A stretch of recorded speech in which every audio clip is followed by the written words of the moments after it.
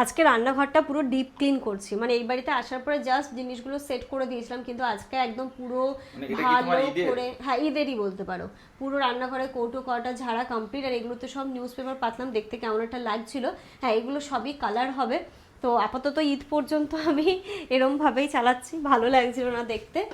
আর এইখানটাতে এই সমস্ত কাচের বাটিগুলো রাখছি,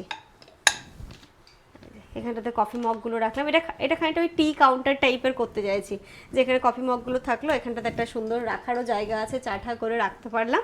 আর এখানটাতে রাখছি কাচের বাটিগুলো।